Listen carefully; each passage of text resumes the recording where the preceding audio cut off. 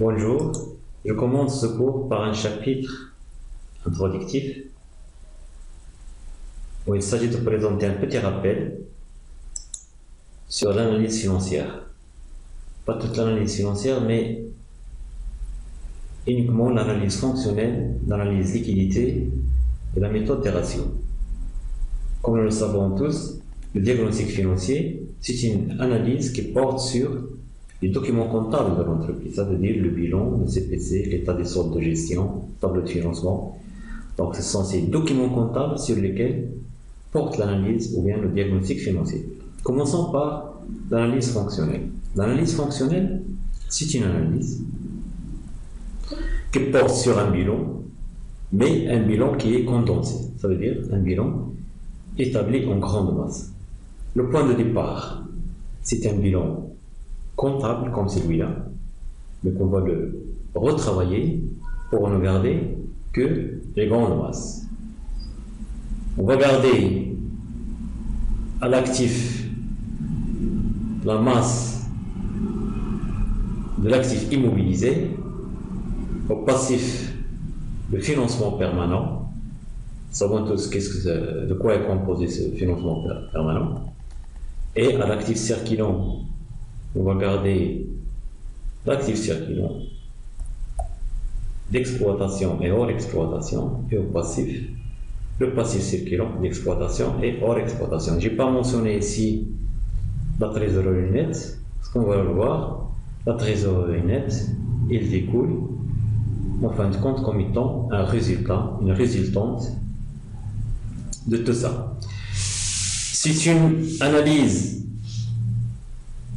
qui est basée sur les principales fonctions de l'entreprise, ou bien sur les principaux cycles de l'entreprise, qui sont le cycle d'investissement, le cycle de financement et le cycle d'exploitation. Le cycle d'investissement, il est schématisé par l'actif immobilisé. Donc c'est l'actif immobilisé qui schématise un peu le cycle d'investissement. De même, au niveau passif, le financement permanent, il symbolise le cycle de financement. L'actif circulant et le passif circulant, ils symbolisent le cycle d'exploitation. Remarquons que le cycle d'exploitation, il est entre l'actif et le passif.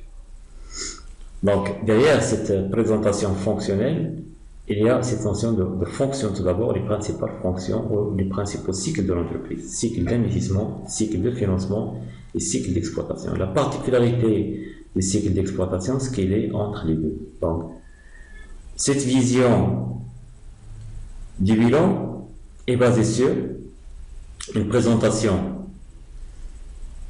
en masse, en grande masse, que représentent les cycles de l'entreprise. On va considérer le passif comme étant les ressources. Donc le passif, ce sont les ressources, et l'actif, ce sont les emplois.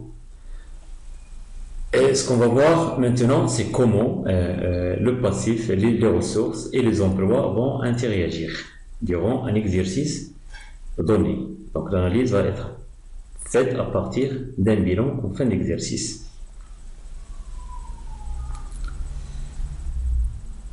Il faut noter à ce niveau que cette analyse fonctionnelle elle est basée sur une hypothèse de continuité d'exploitation. Ça veut dire qu'on ne va pas considérer que l'activité de l'entreprise va s'arrêter à court terme, mais elle va continuer dans son activité, ce qui va nous permettre de prévoir les interactions possibles entre les emplois et les ressources. On s'inscrit dans une hypothèse qui ne suppose pas l'arrêt de l'activité comme il le fait l'analyse liquidité.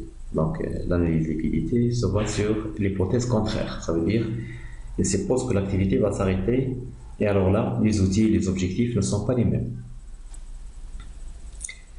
À l'actif, j'ai dit les masses de l'actif seront considérées comme étant des emplois et les masses du passif vont être considérées comme étant des ressources. En résumé, on peut dire que cette analyse considère le passif de l'entreprise comme étant l'origine des ressources. D'où vient l'argent? L'argent vient des financements stables, donc ça peut être l'argent des propriétaires, capital social, les réserves, les résultats accumulés, etc.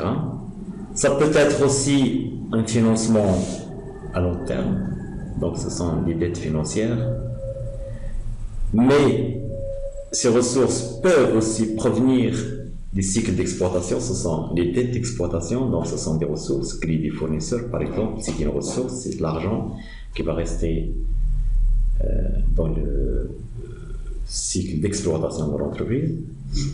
Et il y a aussi des dettes hors exploitation, des dettes des associés par exemple, lorsqu'elles laissent une partie de leurs revenus dans l'entreprise, ça figure dans des dettes au passif qui constituent dans cette vision fonctionnelle une ressource. Et la trésorerie négative, c'est tout ce qui concerne les concours bancaires, les crédits à très court terme, les facilités de caisse, etc. Donc ce sont des dettes, mais des dettes qui sont à très court terme. C'est la trésorerie passive. Maintenant, l'actif, c'est où est allé cet argent.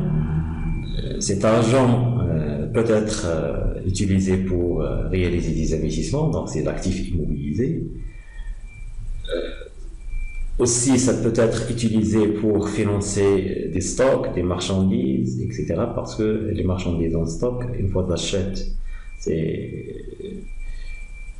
l'achat est financé par des dettes d'exploitation pour un certain temps.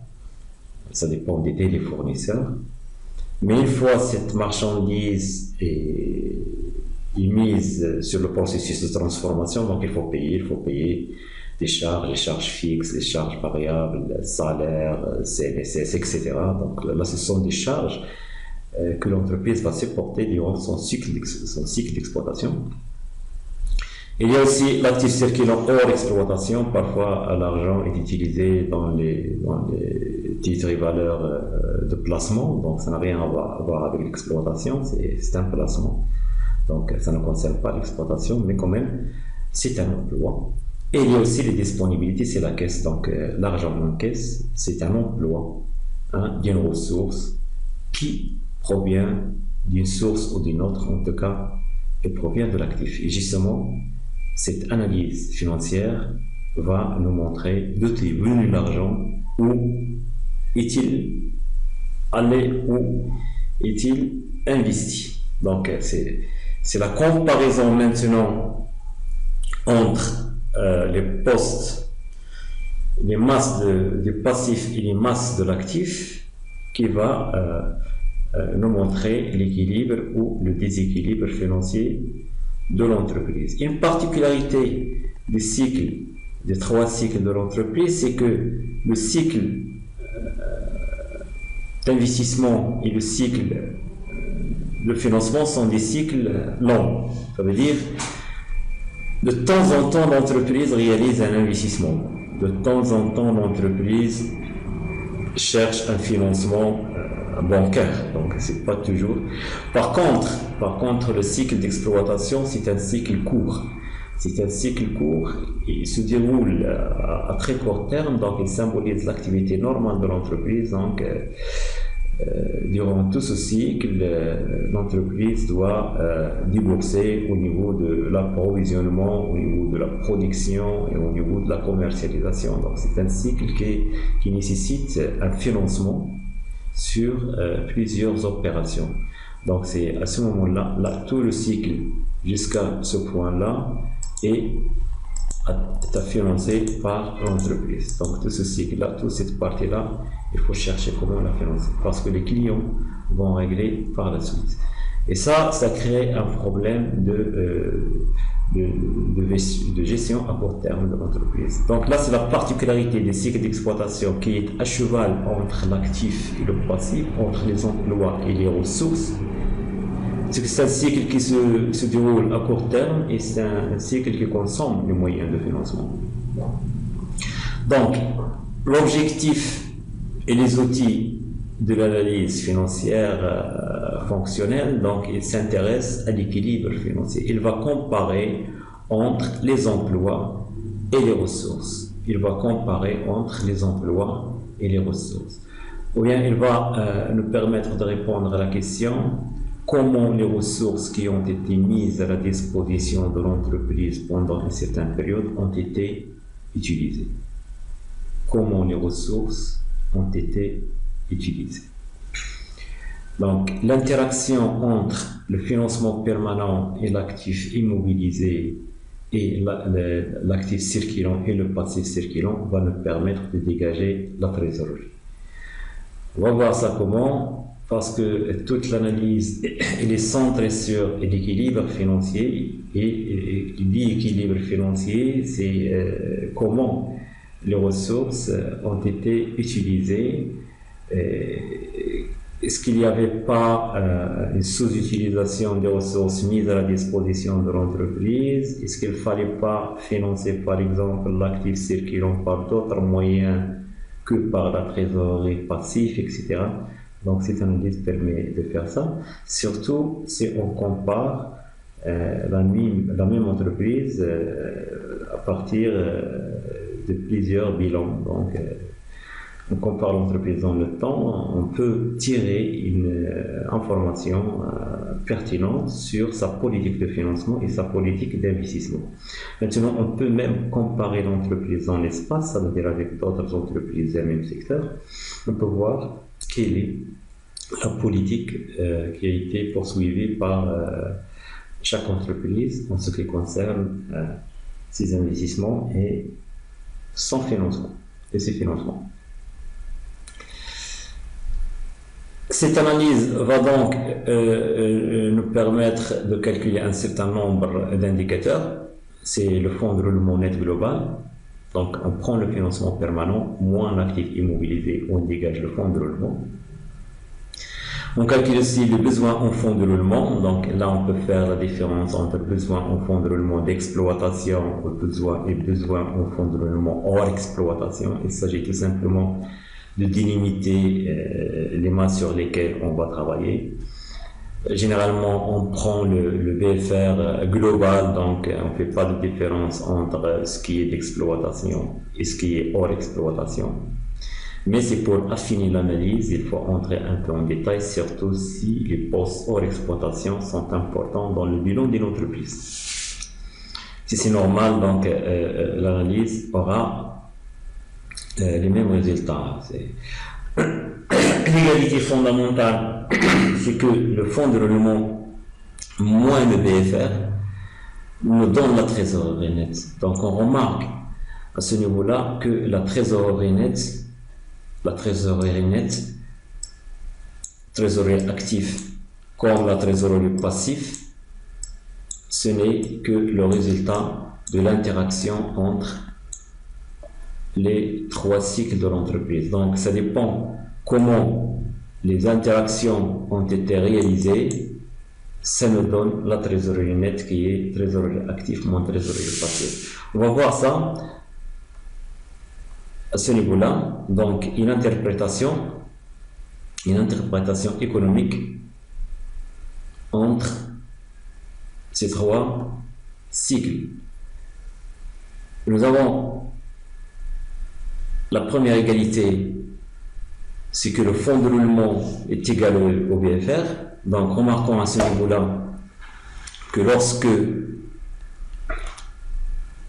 le financement permanent couvre l'actif immobilisé et dégage une marge qui est égale à la différence entre l'actif circulant et le passif circulant, alors là, le fonds de roulement couvre le BFR et la trésorerie nette est égale à 0. Parce que là, je suppose que ce bilan est équilibré, donc trésorerie active est égale à trésorerie passif. Si je calcule maintenant trésorerie nette est égale à trésorerie active moins trésorerie passif est égale à fonds de roulement moins besoin au fonds de roulement est égal à 0.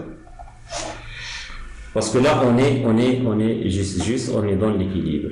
Donc, c'est un fonds de roulement positif qui a permis de financer exactement un besoin en fonds de roulement. Donc, la trésorerie est égale à 0, trésorerie nette est égale à 0.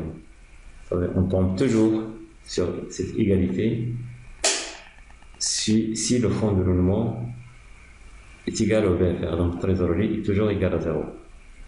Remarquons ce qui se passe maintenant si je change les dimensions des fonds de roulement et des besoins en fonds de roulement.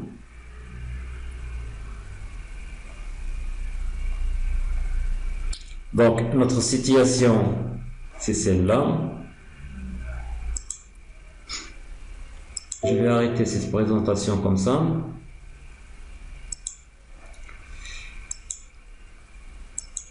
Donc, ce que nous avons là, donc je pars de cette situation-là, le fonds de roulement est égal au besoin en fonds de roulement, et je vais changer un peu la disposition, ou bien les dimensions de chaque catégorie. Je m'intéresse à la situation où le fonds de roulement est supérieur.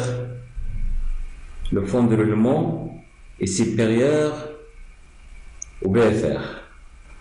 Donc, et donc il y a deux situations. Soit j'augmente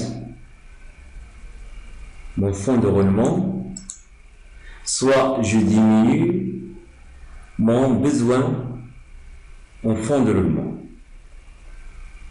J'augmente mon fonds de roulement. Donc j'aurai cette configuration.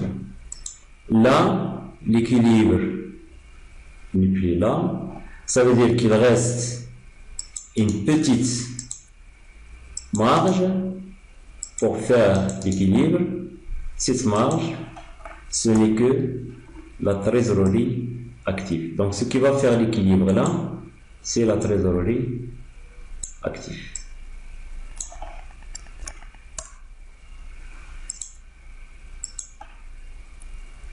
Voilà.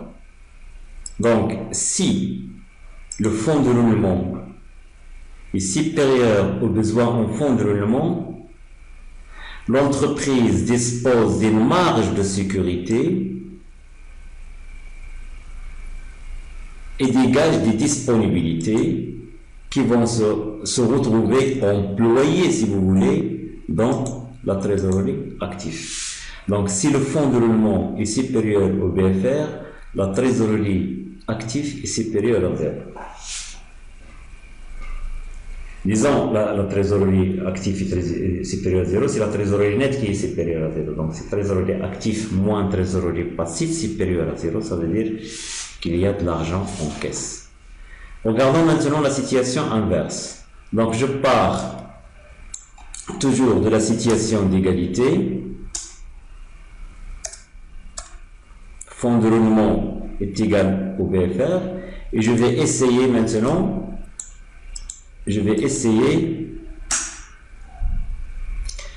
d'augmenter, de diminuer mon BFR et je vais voir ce qui se passe. Donc, je diminue mon BFR de cette manière. Donc, mon BFR, il est seulement de ça. À ce moment-là, le fonds de roulement va devenir supérieur au BFR et j'aurai besoin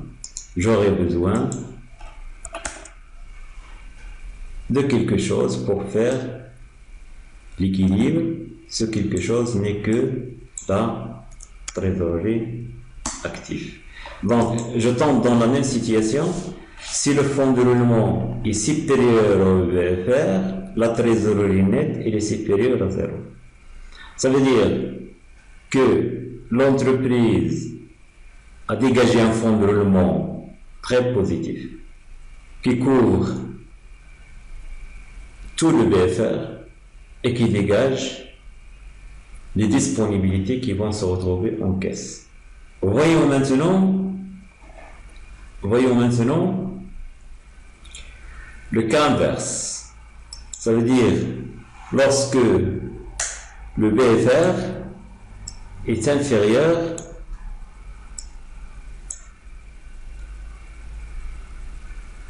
lorsque le fonds de roulement est inférieur au BFR. Partant de la situation d'égalité, donc fonds de roulement égal au BFR, ce que je vais essayer de voir maintenant, c'est augmenter le BFR. Donc de deux manières, soit je diminue mon financement permanent, c'est-à-dire mon fonds de roulement, ce passif circulant, je ne vais pas y toucher, je vais le garder tel qu'il est. Donc il me faut à ce moment-là une rubrique pour faire l'équilibre ici, et ça ne peut être que la trésorerie passive. Voilà. Donc, la trésorerie passive. Ça veut dire quoi? Ça veut dire que si le fonds de roulement, ça veut dire l'excès de financement permanent sur les emplois permanents est insuffisant pour couvrir le BFR, l'entreprise recourt à la trésorerie passive, ça veut dire recours au crédit à court terme pour réaliser l'équilibre. Voyons maintenant, donc là j'ai pris l'hypothèse de diminution des fonds de roulement. Voyons maintenant l'hypothèse où je diminue, donc ça c'est la même chose. Je reviens à la situation de départ. Donc le fonds de roulement couvre exactement le BFR. Donc il a le fonds de roulement est inférieur au BFR. Donc le premier cas, j'ai diminué le fonds de roulement. Maintenant je vais augmenter l'actif circulant. Donc là le BFR elle est supérieure au fonds de roulement, et l'entreprise, à ce moment-là, pour faire l'équilibre, il va recourir à un crédit trésorerie passif. Donc la trésorerie passive pour faire l'équilibre. Voilà les trois situations qui existent et qui montrent en fin de compte que la trésorerie, c'est une résultante de l'interaction des trois cycles de l'entreprise. Donc, dans l'analyse fonctionnelle, la trésorerie, c'est pas une donnée, c'est pas une catégorie, enfin, un instrument qui fait l'équilibre, mais au contraire, c'est quelque chose qui découle de l'interaction, de la nature de l'interaction entre fonctionnels. Donc là, c'est l'origine de l'analyse fonctionnelle, donc c'est l'interaction entre les principales fonctions de l'entreprise qui donne la situation de la trésorerie. Finalement, la trésorerie dans l'analyse fonctionnelle, c'est un indicateur du bon fonctionnement financier de l'entreprise. Reste quelques points sur comment élaborer un bilan fonctionnel. Donc, généralement, on classe les actifs à partir de leur valeur brute, et dans le passif, dans le financement permanent, on ajoute la somme des amortissements. Tout simplement parce que l'amortissement, c'est une source de financement, donc c'est de l'argent, ce sont des dépenses, ce sont des charges, mais ce sont des charges qui ont la particularité de ne pas être payées à une tierce personne. Donc ce sont des charges fictives, des charges constatées, des charges non décaissables. Donc, ces charges-là, ces montants-là, ces fonds-là, ils restent toujours dans l'entreprise, quelque part à l'actif. On ne sait pas dans qu'est-ce qu'ils sont utilisés, on ne sait pas où ils sont utilisés, mais quand même, lorsque l'entreprise a besoin de réaliser un investissement de remplacement, normalement, il doit y faire face avec ce qu'il a accumulé en tant qu'amortissement concernant ce matériel. Donc les amortissements, je fais la somme des amortissements et des provisions de l'actif, je les place dans le financement permanent, et l'actif immobilisé il est pris à sa valeur brute, à sa valeur d'origine. Donc là, quelques notions de base sur l'analyse fonctionnelle. Ce qu'il faut retenir, c'est une analyse qui se base sur une hypothèse de continuité d'exploitation. On va voir l'importance de cette hypothèse lorsqu'on va traiter le deuxième point de l'analyse liquidité.